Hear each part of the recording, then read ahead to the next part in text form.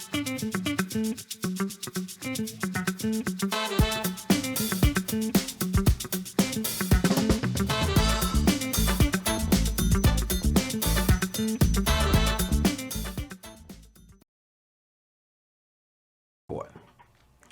also the president of United in Peace, Inc. This show is presented by United in Peace, Inc. Also, the producer of this show is none other than the chairman of United in Peace, Inc., and that's Dr. Terry Marsh Bradley. We got a very interesting show, and it's dealing with the budget. Today, the alderman that's against the mayor's budget presented their alternate budget.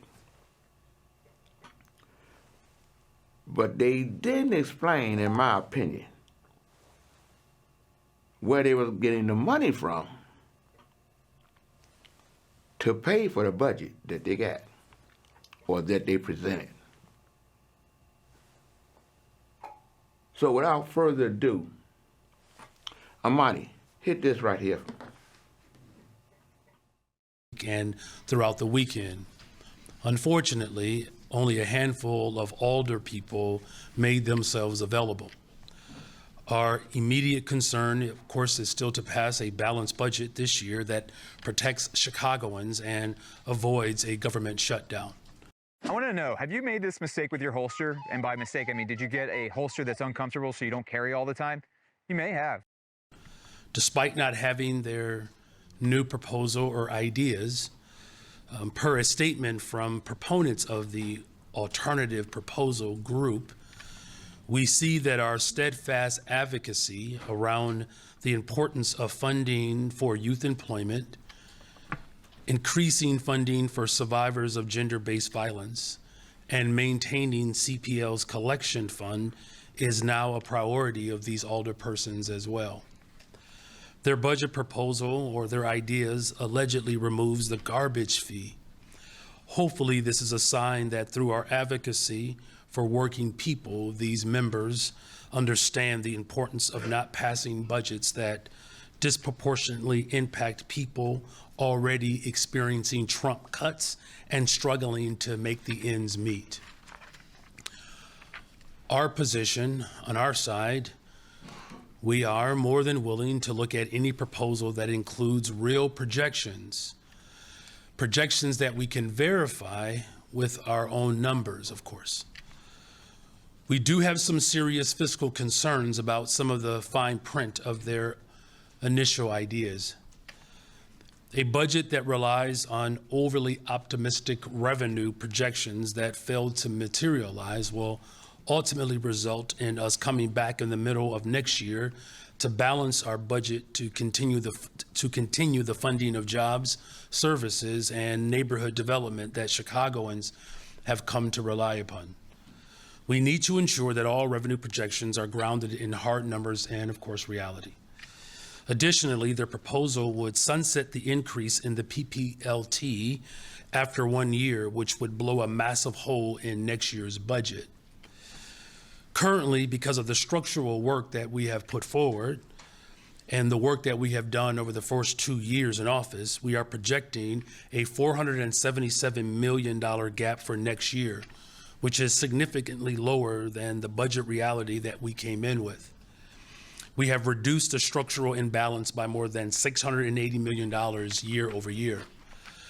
With their introduced proposal, we would be looking at a budget gap of more than $700 million, and that's a conservative estimate.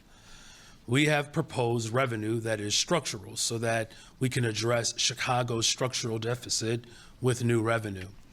We do look forward to the meeting this afternoon as we work to protect working people and, of course, pass a balanced budget. With that, I'm available for questions, and so is my team. Okay, we're going to do one question and try to get through everybody. Just pass it along. Thanks. All right. Mayor, it sounds like you're saying that without the corporate head tax, the proposal on the table from the alders, the opposing alders, would exacerbate the city's budget deficit in the coming years, and that it is essential that you have revenue that you can count on. Is that correct? And it seems like, given that the garbage tax has now been abandoned by the alternative proposal, that to these alders, the hang-up is the corporate head tax. Is that your read of where negotiations are? Well, I think that the hyper interest of corporations, the corporate head tax has always been the issue, right? So that's not a breaking discovery. But to your frame of your question around ensuring that we have structural revenue sources in place to strengthen the long-term viability of our economy, absolutely. And that's just not my projection or analysis. That includes the analysis of the Civic Federation that understand that, as well as the Civic Committee of the Commercial Club, that in order for us to have a vibrant economy moving forward, the practices that we have implemented over the first couple of years have already put us on a pathway for long-term sustainability. And very quickly, the Federal Transit Administration wanted your CTA safety plan today. Did you submit it? I believe that today that's going to happen if it hasn't happened already. Hi, Mayor. Hi. As far as kind of timing for the budget goes, obviously we're approaching the holiday. Could you give a sense of, do you anticipate a vote this week? Do you anticipate one next week? Are you guys going to be working around the holiday? What is that going to look like? Well, I'm working, and so is my team, working around the clock, essentially. We were available last week, including the weekend. Only a couple of alders who have expressed concerns about my budget took us up on that offer. In fact, we did have some meetings we thought scheduled, and they were canceled. Our team is available and will continue to be available. And this is not a new project for us. We began working on this the moment I came into office. This year's budget started with conversations and interactions going back 11 months, roundtable discussions, multiple community meetings. So it's clear that our team certainly has the strong work ethic, and we essentially reflect the work ethic of working people. That's why this budget is so critical, because it ultimately protects working people in this city. Hi, Mayor. Hi. This is the first time we've seen you since Officer Crystal Rivera's family sued the city, alleging the city didn't keep her safe from her former partner, Carlos Baker, and that she was perhaps, that it was a targeted attack as opposed to a tragic accident. Are you concerned that the city did not do enough to protect Officer Rivera? Well, look, the protection of residents as well as our officers, that's always my top priority. And my prayers are still with Officer Rivera's family. There will be a process that will go through the litigation steps. And so, of course, I can't speak to any of the specifics or the claims that have been made, but I can tell you that our top priority is always to protect residents and, of course, the people who put their lives on the line for the people of this city. And again, our prayers are still with Officer Rivera's family. And I think I have a question for the budget director, if you don't mind. The alternative budget proposal relies on nearly $50 million from casino games at the airports and sort of expanded gambling. Has your administration determined that revenue, it cannot be relied on and is not something that should be included in a budget package? Sure. Jill? Sure, I can answer that Jill, question. come on over to the microphone. Thank you, Jill Jaworski, CFO. The revenues that they have proposed are significantly larger than any revenues that our consultant determined would be available if VGTs were approved. Specifically, it looks like they are assuming that we would be at a place where we would have as many VGTs in use as if they had been open, as if we had had VGTs authorized for 10 years under our study. So it was assuming approximately 85% of all locations would have VGTs because it. You know what's amazing? As I sat in the city council today, they had a city council meeting and then they had the Finance Committee meeting. As I said in that meeting today, I realized the alderman that has the alternate proposed budget, they waited until the last possible second. The aldermen refused to provide their budget proposal to the public beforehand, and then they got upset when people asked questions about it. These folks voted on a secret budget that will impact 2.7 million Chicagoans after receiving it the same day that they wanted to vote on it. This is in the Finance Committee meeting. And the irony of it all, they agreed with 98% of the proposal that the mayor was pushing. And their proposal, they wanted to make cuts, but they didn't have where they can get the money to pay for the services, to make it plain so that you can understand it from a layman's point of view. You know what I mean? You can understand what it is I'm saying, as opposed to somebody giving you those this and that and per this and per that. If you don't have the money or don't know where to get the revenue to pay for the services, you're going to have to tax property owners. The mayor says he's not taxing property owners. He said he want to tax the businesses that has 500 employees, and not all of those businesses, only 175 of those businesses. And when it came down to how much it would cost them businesses, it was 0.000, it was decimal 0.00008. It's not even a whole 1%. And the funny thing about it, those businesses that can afford it, when they pay it, it's a tax write-off for them. Do you hear me? It's a tax write-off for them. It's a business expenditure.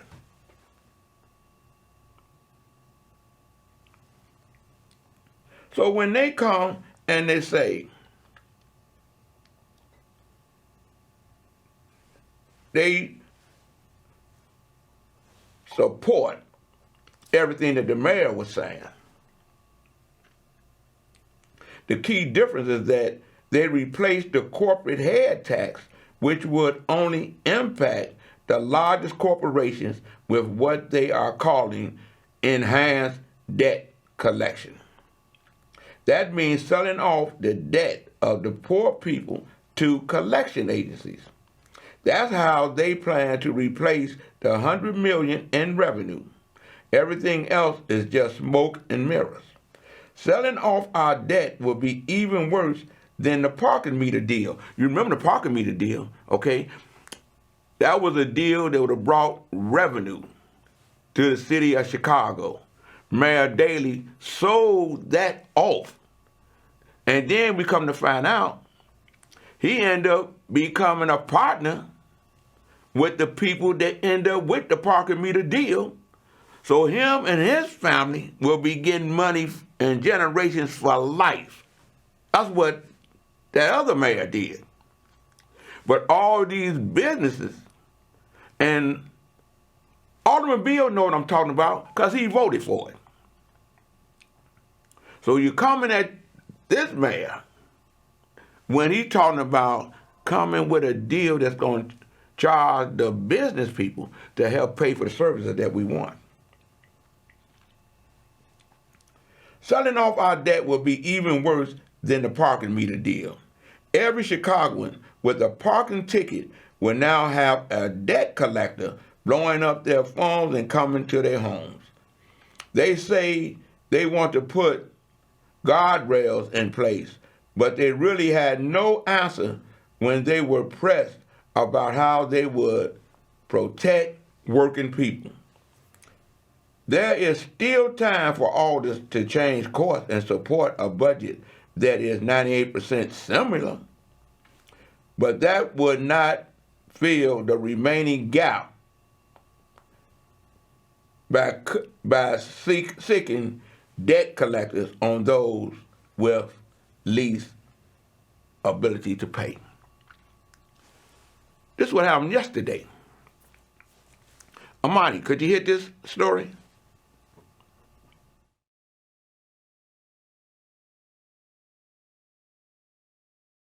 It eventually passed 22-13, but this alternative budget group now building momentum for their plan, and they have added city council meetings to their schedule, including one this weekend and one on Christmas Eve. The Finance Committee meeting today revealing some new revenue options for the 2026 budget and tweaking some others. It includes raising the plastic shopping bag tax from 10 to 15 cents and a pilot program to put advertising on bridge houses as well as light poles. It officially gets rid of the corporate head tax, which has been a major source of contention since Mayor Brandon Johnson first presented it in his budget plan, the mayor and his allies insisting corporations pay more. What you have here is balancing the budget with fines and fees and taking the corporate head tax.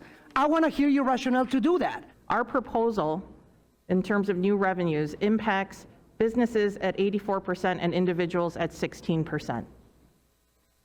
I want everybody to take a look at this for a minute. The alternative budget groups say this plan is 98% in line with Mayor Johnson's. Still, some of his allies were frustrated at not seeing the numbers sooner. This is our first time reviewing this. This is incredibly disrespectful. There were also questions about the alternate plan to sell off outstanding debt to raise nearly $90 million. The city comptroller cautioning against it. I would not rely on $89 million in this budget.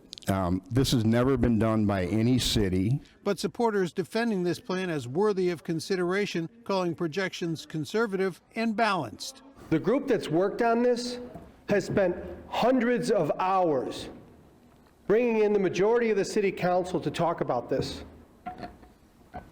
We relied on the advice and counsel of budgetary experts. And we've heard all last week, the mayor was saying, put it on the board, put it on the board. Well, we did put it on the board, and the fact of the matter is, the head tax today should be called the dead tax because it is not passing city council. This alternative budget plan's next stop is the Budget Committee tomorrow, where we will learn, among other things, what some of the efficiencies are that these other alders want to put forward. It's clear this breakaway group, though, is flexing its political muscle. What we don't know is what is going to be the next step for the mayor, but we do know there's a bunch of city council meetings on the schedule, including Thursday, Friday, and Saturday, and then Tuesday and Wednesday of next week. Hey, Amani, hit the next one right quick. Billionaire. Chicago's head tax was long called a job killer, but is there evidence to back that up? A WBZ analysis of employment data finds a lack of evidence that Chicago's previous head tax or its repeal is to blame for job trends in Chicago and sheds light on who the mayor's new proposal could affect. By Mariah Woelfel and Amy Quinn, December 12, 2025.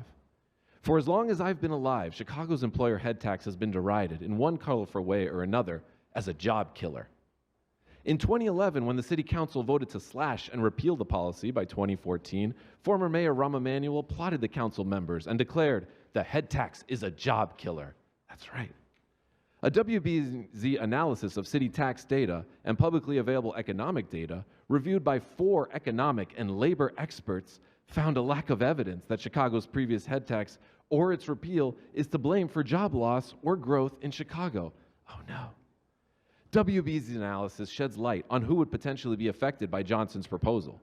Less than 1% of all licensed businesses in Chicago, roughly 20% of jobs at companies across the city, and companies where an average salary is estimated to be roughly $110,000 per year.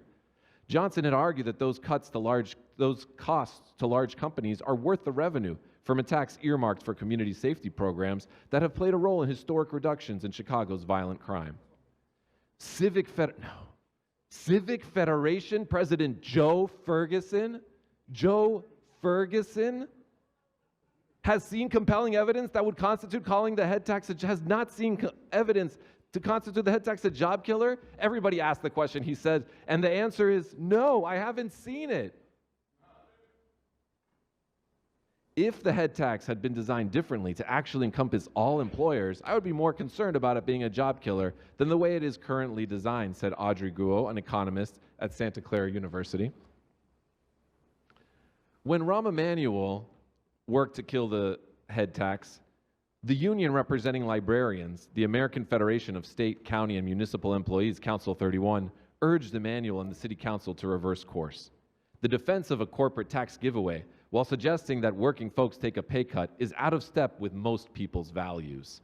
AFSCME spokesman Anders Lindell told the Chicago Tribune at the time, "Why should the men and women who make our libraries run bear the funding shortfall alone?" Mayor Rahm Emanuel's priorities look a lot more like those of the president's anti-union budget slashing protect the wealthy political opponents. That sounds about right. The evidence is resounding. The head tax is not a job killer. Thank you very much for your comments. You know, when you hear that, I want to say this. Those aldermen that's against the mayor's protecting Chicago budget, they didn't have a revenue plan to pay for what they were talking about. They didn't have no balanced budget. If you don't have a way to show how you're paying for it, it's not balanced. What that showed to date was that their concern is the concerns of the ultra-rich, not the people's concern. They in there pushing a budget that's being financed by the ultra-rich that don't want to pay a fair tax that's less than 1%, 1 penny, to provide the services when they getting the benefits.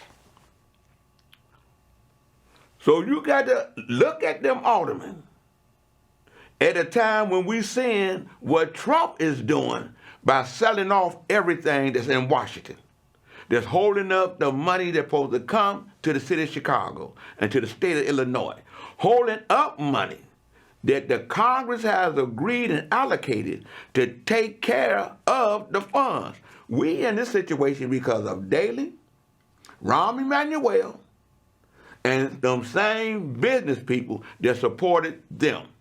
They didn't care nothing about the schools, closed 50 schools. They didn't care nothing about the mental centers or for the medical centers for those that have issues. They shut them down.